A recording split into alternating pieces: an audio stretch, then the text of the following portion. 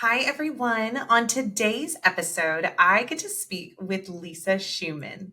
Lisa is a licensed clinical social worker specializing in fertility and the founding director of the Center for Family Building. Lisa's name might be familiar to you because she is the co author of the book Building Your Family, the complete guide to donor conception, along with Dr. Mark Leondiris, who was a guest on our podcast. Lisa brings a wealth of knowledge and personal experience to the table, sharing her journey with infertility and how it inspired her to work in this field. In our conversation, we explore the evolution of reproductive technology and the crucial role of the psychological support in the process. Lisa delves into the therapist's role in surrogacy and egg donation, and we talk a lot about building the relationship between all parties during the journey and the importance of communication. Lisa also provides valuable insights on discussing donor conception with children and family members, along with resources for further support. And after this episode, if you want to hear more from Lisa, go check her out on her podcast, Building Your Family. So join us for this enlightening conversation filled with practical advice and heartfelt stories. Enjoy! Me, you, and who? Who knew it would take more than two people to have a baby? In a world where infertility is no longer a taboo topic, this podcast will take you through all of the different aspects of surrogacy and egg donation through the lens of many who walk this journey in different ways. My name is Whitney Hall, and I am a two-time surrogate, now turned surrogacy coordinator for Egg Donor and Surrogate Solutions, the very agency I used when I chose to carry for two amazing families. With this podcast, it is our goal to help guide and support you as you learn about what it takes to grow a family in an alternative way, as well as hear inspiring and beautiful stories of how this path has changed lives forever. We can't wait for you to hear about just one more way happy families are created every day. Hi, Lisa. Thank you so much for being here. Hi, Whitney. Thank you for having me.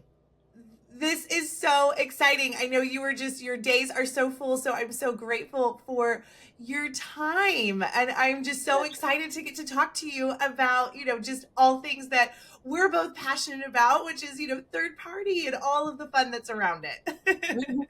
Happy to talk about it. Thank you for having me. Yes, so pumped. Okay, so Lisa, you are a licensed clinical social worker, but specifically kind of in the world of reproduction. But what does that mean, and how did you even get here? Oh gosh. I was working as a therapist when I had fertility problems, and my doctor at the time, this was many decades ago, my doctor said, I think you'd be really interested in this field, knowing you and all of that. Why don't you go to ASRM and check it out and see if you're interested and get some training? And so I did. Did kind of try to do all the right things, all the formal training that's really important. Sure. And then I decided I liked it. And so I started working for his practice, and I worked for a large practice after that in New York City. And then I moved to a large practice in Connecticut. And now I started the Center for Family Building to help people kind of on a wider scale as I move into my older chapter of life. Older chapter. Oh my goodness. Yes. No, that's amazing. So with your own journey, was that kind of what drew you in? You were experiencing it as well, and then or were you kind of doing those two things separately? Well, yes. I mean, I had infertility. I've had every infertility problem you can imagine. I've been through, surrogacy. I've been through IVF. I've been through multiple surgeries. I've been through every kind of immunology treatment because that was popular back then. Adoption. I mean, you name it. So I really understood the difficulty, but I also understood that the science is so fascinating and it's constantly changing, and it's so important to stay on top of all of these things. So I really enjoy that about it as well. Sure. I think you used the phrase, It's actually on your website, which I love so much. It's I can talk the talk, but I have also walked the walk. And I think, Mhm. you've experienced, just all the different aspects of things. And I know it's been, you've been in the industry for over 3 decades. How has, what evolution have you seen in your time in this industry as far as just kind of the psychological aspects and the importance of that? Because I think some of the things, I know for me as a surrogate, when I was going through my journeys, I was really focused on kind of the body aspect. And a lot of people are, a lot of intended parents are thinking about that medical screening appointment and, just and those surgeries and things. And not everybody's necessarily, they're kind of maybe wanting to check the box when it comes to the psychological evaluation or really just their mental health as they're going through infertility. So what's kind of that evolution that you've seen throughout?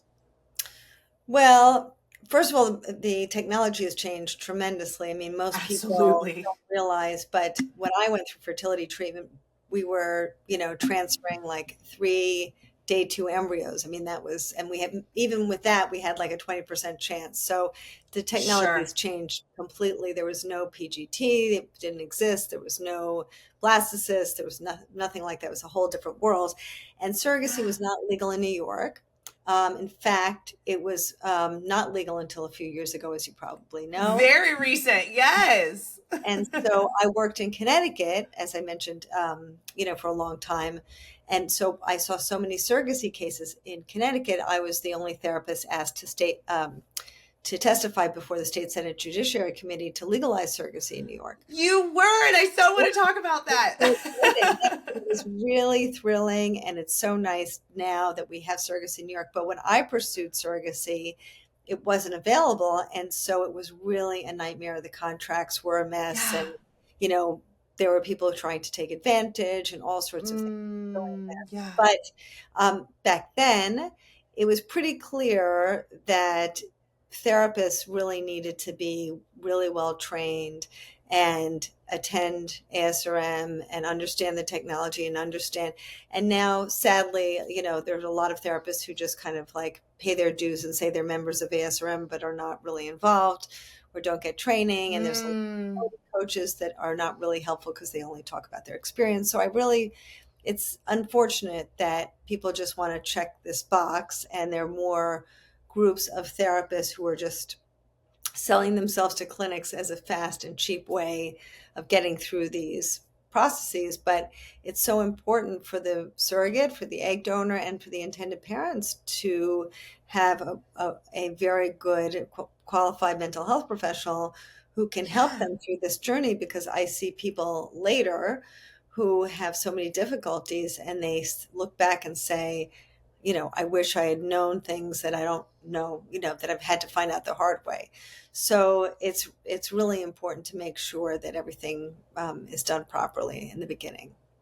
Sure, absolutely. No, for sure. So going back to, how would an intended parent agency, gestational carrier or donor kind of maybe navigate knowing, okay, it says on your website that you're ASRM approved, or, I do want to kind of just check that box. But really, I know we all hope and pray that everybody's surrogacy journey is beautiful and wonderful, but sometimes, things come up and you kind of have to maybe, navigate some things. And if you don't have maybe that professional that you maybe had way back when to help you maybe mediate some of those things, you kind of are either, hopefully you're not doing this independently, because I feel like you always need a team, but your coordinator's either helping you or you're trying to navigate all of that. So how would someone kind of set that up successfully?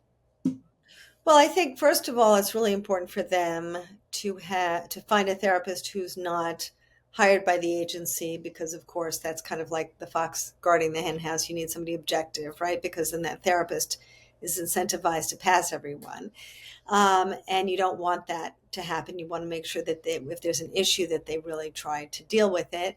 And also, I think, just like you wouldn't go to a doctor who's just operated on two people, you don't want to go to a therapist who isn't well trained and well skilled and has seen many, many cases. And so it's important to ask the therapist what their experience is, and where they got their training and how often they attend these continuing education programs at ASRM or Jefferson Conference, or any of those. It's really important for them to stay on top of these things, because, as you know, the field is always changing, and there's so much to be Yeah. to be gained by really making sure that you understand what's happening in the field and what's happening in your particular journey. Sure, absolutely, absolutely. What would you say is the difference? Because I can speak to our agency. We don't hire, um, you know, uh, clinical social workers or therapists or anything like that. But you definitely have, in-house therapists. I know you mentioned you were in-house. What's the difference? So I was in-house in a clinic. So the clinic doesn't really have any stake in what surrogate they use, right? But the agency does. So if you're in-house at a clinic, that's a different story, because then it doesn't really matter. Your clinic wants you to be matched with the best surrogate, right? But if the therapist is in-house at an agency, of course they're going to be incentivized to approve their own surrogates, right? So Mm-hmm. um, Mm-hmm. so it's Right. really So that difference is this idea of this in-house person versus, hey, right. you're in California and you're in Florida. We're going to look to find surrogate or therapists that are, licensed in those areas, License in and those here's the states, right? information. And Hmm. yes, exactly. Okay, Yeah. perfect. No, that makes a ton of sense. So, what would you say is maybe kind of the vital things? We get to that point. We found the best professional for us, and you're about to go on this journey. What would you say are maybe kind of some of those vital things that are important to think about as you're starting on, a journey either with a surrogate or with an egg donor, as an intended parent, and then vice versa? Hmm. So I guess we could start with the surrogates. I'll mention one thing in the beginning and one thing closer to the end. So Yeah. with the surrogates, I think it's really helpful to establish a weekly Zoom call, and people think that's kind of old fashioned, and why do that? And we can text each other and everything's fine. And I think that's true sometimes, and sometimes it works out fine, but sometimes it doesn't, right? And some relationships really need time to evolve. And even though typically, and you know this, that you meet your surrogate, on your match call for the first time, and usually everybody falls in love with each other, right? Because it feels like the perfect match. The surrogate is this wonderful person who's doing this incredible thing for another family, and all Yeah. she wants to do is help them, and they are suffering, and all they want is help. And so it feels like the perfect match. Everybody's on the same page, everybody falls in love with each other, but it's really more like an arranged marriage, right? They don't have a Right? They don't have a history together. They don't know each other from high school. They don't have similar friends. And maybe they have this, attraction to each other because they're so happy they found each other, which is beautiful. Sure. But they don't really know each other that well. And in the beginning, it's not something that you think about a whole lot, because you're busy with the contracts, with the doctor's visits, with talking to each other and getting to know each other, with doing the having the transfer, the ultrasounds, whatever it is. So it's a really busy time in the beginning, but Yeah. as the pregnancy progresses, it gets quiet, right? Your pregnancy is quiet in the middle. The doctor doesn't really need to see you all the time. And when that happens, sometimes people who establish their relationship based upon that initial attraction, their relationship starts to dissipate a little bit, because Mm. before they realize it, all of a sudden they're not talking as much. So maybe in the beginning they got to know each other's kids and dogs and what they make for dinner and all these sorts of things. Sure. And then now, you're in the middle of the pregnancy and everything's quiet. So the surrogate calls and says, "Oh, I want to let you know the doctor said everything's fine." Maybe the intended parents say, how are you feeling? How's, your swollen feet? And then all of a sudden, the surrogate can start to feel objectified, because she starts to feel like, these people used to always ask me about my kids or about my husband's job or whatever. And now we're just talking about the surrogacy, and that doesn't feel so good, right? I feel like I'm kind of like a Mm. uterus for hire. And at the same time, the intended parents might start to feel disconnected from their surrogate, because all of a sudden she's gone back to her life. She's really busy. She knows how to do this. She's had babies before. It's very quiet. She gets it. But for them, this is all like new and exciting, and they don't feel as in touch as, when they were first going through this journey and they had a million Yeah. appointments. So one way to resolve that is if you start in the beginning having these weekly Zoom calls, what happens is kind of like the same sort of thing that happens when you meet somebody on a new job. Like, let's say you meet somebody at a new job and you think that that person is fine. Maybe they're, interesting. They said something interesting in the meeting, but you're not best friends with them. So you see them in the hallway, you see them at the Christmas party, you see them in the washroom. And then one day you sit next to them in a room and now you feel like comfortable with them, right? And it's because Mm-hmm. you saw them face to face over and over and over again.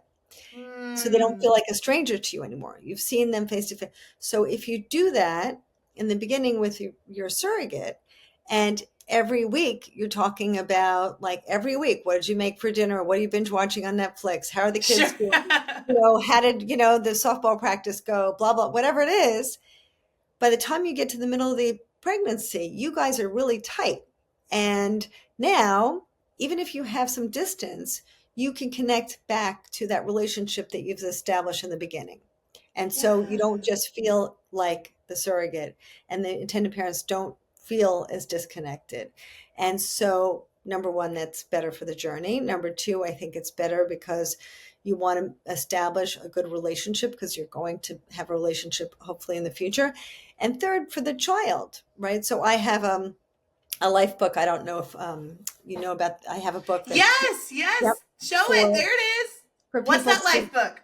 It's on Amazon, yeah, and it's about how to chronicle your journey. So if you have some nice experiences during your journey, and you want to put them, in these mementos and these experiences together, it's so nice for your child to read it when they're little, or even as they grow up. It's so nice for them to hear about all these details about your journey that maybe you've forgotten about, or mementos that you've collected along the way. So, for all of those reasons, I think even though it feels a little bit cumbersome, it's nice to start with that weekly Zoom call. No, for sure. That is such great and practical advice. And I think you say it on your website in reference to the life book is every kid loves to hear their story. No matter how they get here. And so having those details, I know my kiddos ask me all the time, what was my first word? When did I do this? And at the time I Right. was like, oh yeah, I've got to remember to write that down. And the older and older I get, I'm like, oh, hold on, I really have to think about this. So having a resource like that is so super helpful. But going back to, I think what you said is beautiful because it is establishing that relationship early. And yes, you may have met in this, I love that reference, arranged marriage type situation. Although you all may pick each other, like you said, you didn't necessarily know each other until this process. And so being able to establish not just that, we have this one purpose and one goal, it's now evolving that relationship. So, going back just a touch even before that, what are some things that you think everybody needs to keep in mind when they're even getting started in this process, as far as from that perspective of, I know you can speak personally, from the perspective of an intended parent, but obviously knowing everything that what do you think are some of those things that people need to keep in mind before they even get started on that journey and those weekly Zoom calls? Hmm. Well, I think it's important for them to really feel comfortable with their agency. I Yeah. think it's important for them to really think about how they're going to kind of manage all of it. It's a lot to think about, and also it's very expensive. And so families really need to think about how they're going to pay for it. Mm-hmm. And also, their clinic, they have to make sure that their clinic is a clinic that is familiar with surrogacy, that's going to Mm-hmm. do all, again, kind of follow the ASRM recommendations about making sure that everything gets done the way that it's supposed to get done. So I think that's really important to Um, do. Oh, okay, perfect. So yes, obviously being, you're building that team, agency, clinic, being comfortable with everybody being on the same page. From a gestational carrier, what are some things that you think would be super helpful to kind of be aware of as you're just getting started. You already said this person is already so amazing. She wants to do this really big, huge thing to help a family. And I think it's so easy, especially in the world of, social media and podcasts and fun pictures and things like that. You kind of get to see all of the fun that's part of the process, but there's so much happening in between those big milestone pictures. So what are maybe some things that a gestational carrier or egg donor needs to keep in mind when they've decided to move forward in this process? I think what's most helpful before you get started on your journey is to really think about two issues. So, number one, I don't think that you can list every single issue on a few pieces of paper. It's just not possible, right? There's so Sure. many things that people have, tragedies in life, problems that people have. You can't imagine every single scenario. Right. And then secondly, there's a lot of gray area, right? Like people say, well, I'm going to take the doctor's advice, but the doctor's never going to tell you what to do, right? Because some people might say, well, if there's a 20% chance of a problem, that's too risky for me. Other people would say, oh, 20%, that's not a big deal. I want to go ahead with it. So a doctor's never going to say, you must do this. They're going to tell you what the chances are of this issue. And then you're going to have to make a decision. And so then how do four people decide that? I think it's impossible. So I think a better strategy for everyone is to think about both of those issues in two buckets. So one would be, what is happening in the gestational carrier's body is her business. That is entirely up to her. She has to take care of herself, for her health, for herself, for her family. But when it comes to the intended parents, they have to decide, can I parent this child or not? Because the gestational carrier is not going to parent the child, right? Mm. So I think that we have to kind of think about all of these issues in those two buckets.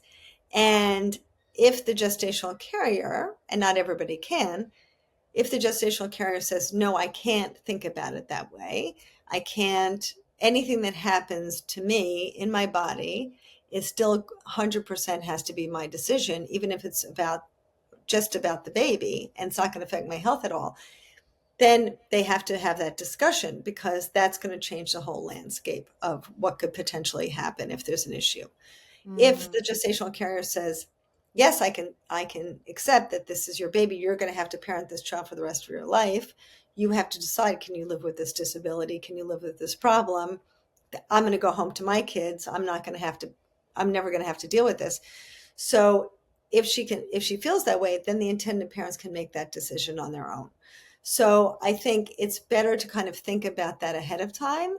Oh gosh, And yes. and then if God forbid there's an issue, everybody knows how to handle it when the time comes. No, I completely agree. And I think that that's where you go back to, when you're building your team and looking at the agency and asking those questions, because I know for us, those are big questions that we ask in the application process. And before you even get to contracts, medical screening, psychological evaluation, we're asking those questions in the very beginning because we don't want you guys to fall in love with each other and then all of a sudden, or heaven forbid, you're at that precipice and you're having to make these big huge decisions and just kidding, you hadn't really really thought about it. But it's great to Yeah. keep that in mind when you're even just thinking in the very beginning that you are wanting to move forward in this process and being aware of all of those things, which is why, it's good to have those in that beginning stage to really sit there and think about, like you said, well, at the end of the day, I'm going home to my family, or can I parent this child, or, just things like that. So no, that's super,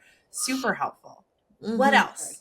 Everything Yeah. else I think is gravy. Lots of people say, oh, I want a surrogate who lives next door to me or lives in my town. And that's Hmm. nice if you can have it. If all surrogates were the same, then that's fine. But not all surrogates are the same, right? The person who's the right match for you might be states away from you. And it's Yeah. really worth the plane flight just so that you can have the right surrogate for you. No, for sure, for sure. So you mentioned, egg donation, totally different ball game when it comes to deciding, just being that person and deciding that that's how you want to help someone. What are kind of your thoughts behind whenever you're navigating that from that perspective? So, well, there's so many things. Sure. So everyone should buy the book. Yes, Buy Building the Families. And book. Mark Leandris is also on this podcast, so you can go back Mhm. and listen to that one as well. But yes, you two co wrote that amazing book, which I feel like is so, so helpful. Can Thank be you. overwhelming. Take it in spots for sure. Hmm. Yeah. So there's a whole book about it, and there's so many things to think about. It's really worthwhile getting educated and making sure, that you think about these things ahead of time, just like your surrogacy journey, because if you don't think about issues ahead of time, it's very hard to unwind them. I mean, yes, it's easier to break a match with your surrogate than if you are pregnant with an egg donor's, with an egg donor, a baby created with an egg donor, and you find out that there's some psychiatric issue, of course, that you can't unwind. So it's really important to think about that. I think think about really educating yourself before you move down this path, because they're lifetime decisions you're making. Yeah, absolutely. Absolutely. So, in kind of egg donor world, things are so different from way back when everything used to be anonymous, and now there's no such thing as anonymity Right. anymore. How do you think, what's kind of your advice for intended parents as they're navigating, just, okay, I have a donor conceived child, this is part of their story. How are we going to have those conversations, talk to family about it, things like that? And maybe also from the egg donor, okay, you made this big huge choice, and what does that look like 10 years from now, and maybe somebody's reaching out to you and asking about medical information, or is it more of a relationship, just that whole thing in general? What are some of kind of your thoughts behind that, and how to navigate those big things? Hmm. Well, I do have on my podcast, Building Your Family, a four-step process to helping children understand their origins. But we know now that it's really important for children to know from day one. So, in the Early and 1950s, often, early and early, often. right, and it's an Yes. adoption, right? In the 1950s, there were a large number of children who were adopted in the U.S. And we saw over decades that as they grew up, they said, I really wish my parents had told me when I was in the crib, because even even though people say I'm so nervous about talking to my child when they're babies, the truth is you have to get comfortable with it. You have to Sure. start to tell the story over and over again and start to rehearse it, just like, you would a presentation at work, because Sure. that's when you get the kinks out. And many people feel uncomfortable talking to their children about something that feels so foreign to them, something that feels anxiety Hmm. producing. If they're same-sex couple, maybe they think about it was stressful starting treatment or finding a donor. If they're infertility patients, maybe they think I've had losses and this brings up so many feelings for me about a loss or about failed IVF or not using my genetics. There's Sure. always some kind of feeling about it. And so as people start to think about it, they're going to get anxious, and that will cause them to delay telling. And Hmm. instead, if they can start even when they're first pregnant, talking about it with their partner, and I kind of go through this uh, process in my podcast. If Yeah. you go through this process of thinking about all the things that are important to share with your child, then you can start to talk about it. You can start to try on some different narratives. Then you can start to mold it. Then you and your partner can toss some ideas around Hmm. before your child knows what you're talking about, because that way you can have your tears, you can stumble over your words, you can feel anxious, and it doesn't matter. And then by the time that your child finally understands what you're saying, you've said it 1,000 times, and it just rolls off your tongue very easily. And that way it just becomes part of the backdrop of their life, because we see, just like with the adopted children, we see now with donor conceived children, the research is showing the same thing, that children prefer to know from day one.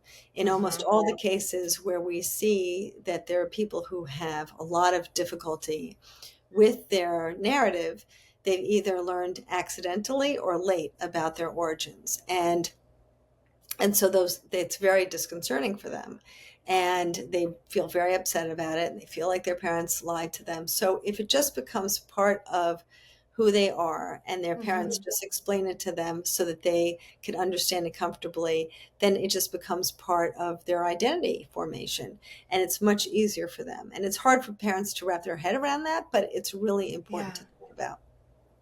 No, for sure. So for the parent who, they're listening now, their kiddo is 3 years old, or maybe their kiddo is 13 years old. What would you say? Okay, they didn't necessarily get that practice.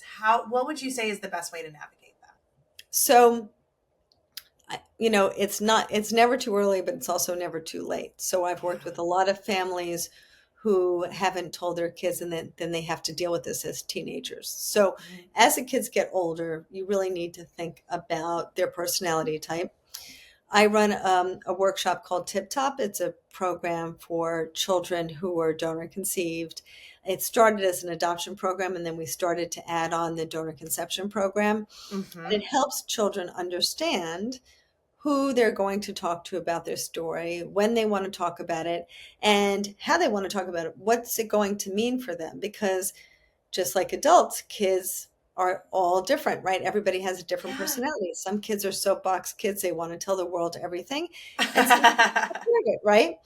So, as your kid gets older, you want to think about their particular personality and what's going to be important for them, right? When you're a kid who likes to tell the world everything, you may not mind if your whole community knows, but if you're a kid who's more private, maybe you just want your family to know the details of your donor conception, or maybe you just want, your family to know the details of who's genetically related to you and who's not in the couple. Mhm. So as the kids get older, there are more considerations to think about, and we could always work on that with couples individually.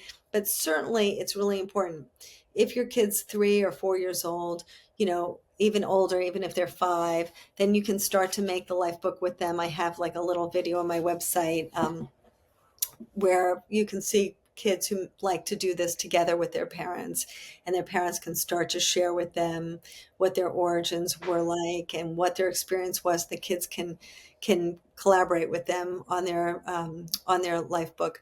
But if they're older, then that's a Sure. bigger conversation. You really need to think about the child and their personality and who they are and what it means to them. Yeah, absolutely. Absolutely. And again, that's where those wonderful, fantastic mental health professionals come into play for sure. And just all of those resources as you're navigating that. No, that's amazing. So, beyond just maybe that one on one, going back, just beyond maybe that one on one consultation that you're having as an intended parent, carrier, egg donor from the very beginning, and you're figuring out if this is right for you and things like that.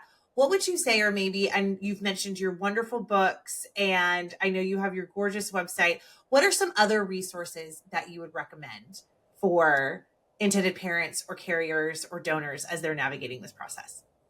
Well, hopefully by the time this airs, I'll have my platform up.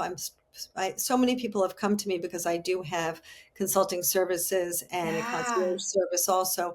And so many people have been asking for more information and support around these issues, particularly to have not just education, but also to have a community. And so Mm-hmm. I've decided to start a platform for people who want to start developing this membership experience with other people who are going through the same thing, where they can Yeah. access all my videos, where they can access lots of information. So hopefully by this fall, that will be up and running and everyone can access that.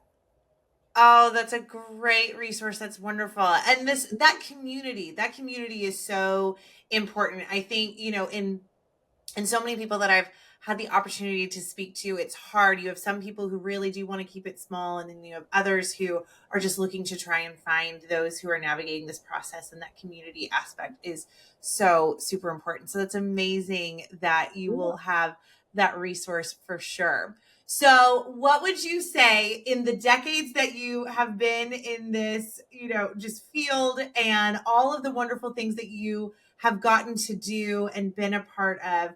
What would you say is maybe one of the, just favorite things about what you do? Baby pictures. Baby pictures, that's what I always say, right? That's the best.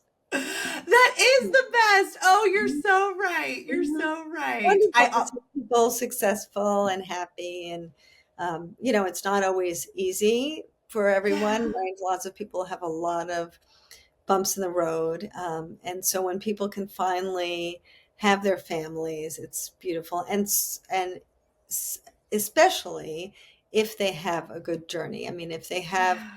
a surrogate that they really feel connected to, if they have a donor that they can feel connected to, those are all, the icing on the cake, because those are so nice. I mean, I think that, our world has changed so much. Building the Mhm. modern family is a different experience now, and Sure is. people have these networks of people that are kind of like their chosen family. And so, over the last several decades, when I was director of mental health services at Illum and Gay Parents to Be, we saw a lot of families who came together in all different ways. There may be Yeah. a gay male couple and their single, friend who wants to be kind of an aunt and the egg donor, or maybe somebody wants to be the gestational carrier and they're, a cousin, or maybe somebody wants to have, there's two couples who I've just had on my podcast. There are two couples, a lesbian couple, and then this gay male couple, and one of the people in the lesbian couple is going to be the surrogate for the other couple, and they've become like, Mm. they've become very close friends, and they're Yeah. going to probably have a very tight relationship the rest of their lives. So it's really nice to be able to have those relationships, I think. Absolutely. Absolutely. What would you say is maybe the hardest part about what you do? Um, I suppose when I can't help someone, um, Mhm. when it gets very, very difficult to help someone, Yeah.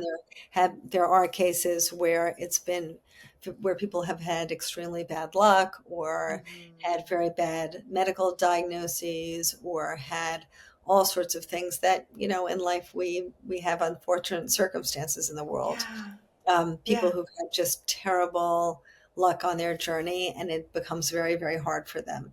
So I do what I can to help everyone, but Mhm. those stories are very sad. I mean, it's very Yeah. hard for them to have to struggle so much.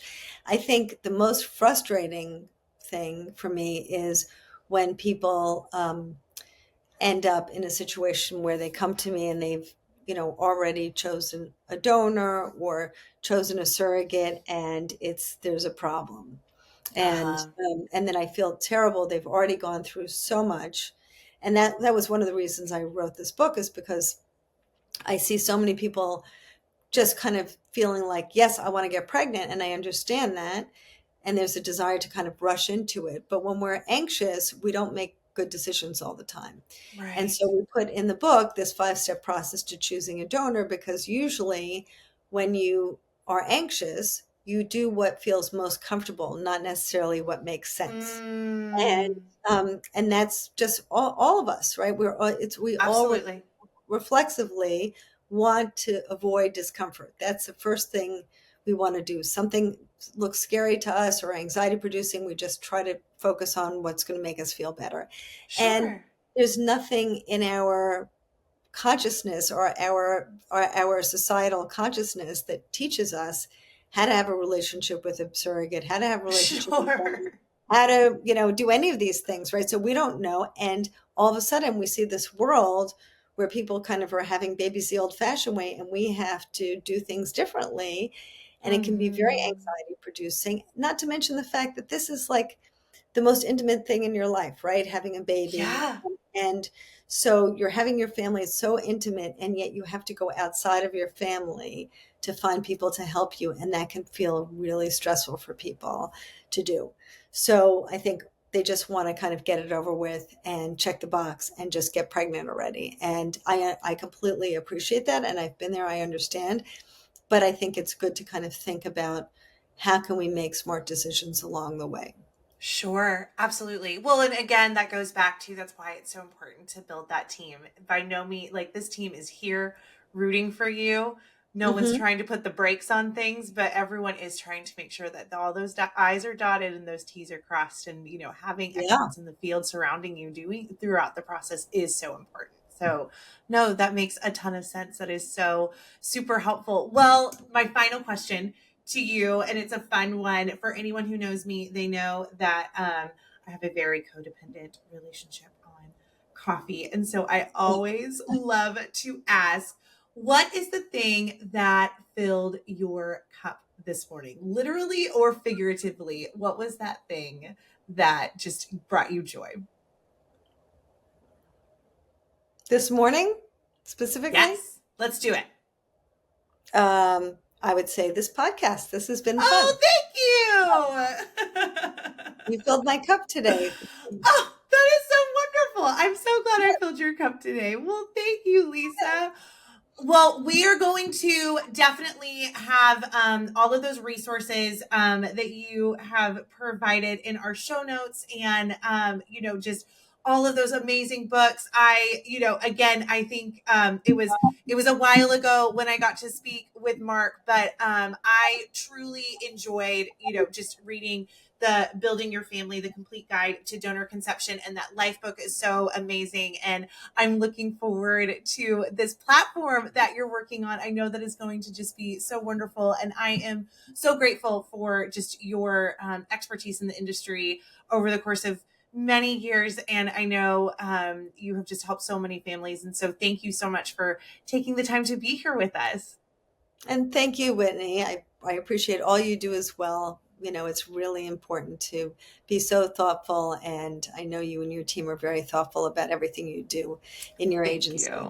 Thank you. Thank you. You're welcome. Thank you so much for joining us on this episode of Me, You, and Who. We appreciate your time and hope you enjoyed our discussion today. As we wrap, we would like to remind you of some of the ways that you can stay connected with us and be part of the Me, You, and Who podcast community. Firstly, if you haven't already, make sure to subscribe to our podcast on your favorite platform.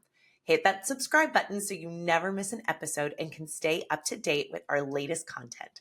But that's not all. We also have an exciting YouTube channel where we share some bonus content, behind the scenes glimpses, and video versions of our episodes. Head over to YouTube and hit that subscribe button there as well. And don't forget to click the notification bell so you'll be the first to know when the new episodes go live. And for more exclusive updates, engaging discussions, and a chance to connect with fellow listeners. Be sure to follow us on our social media accounts. You can find us on Instagram, Facebook, and TikTok at Create a Happy Family. If you're interested in finding out more about creating a happy family, please visit us at www.createahappyfamily.com. Thank you again for being part of the Me, You, and Who community. Your support means the world to us. I can't wait for you to join us next time as we continue to share stories and journeys of creating happy families.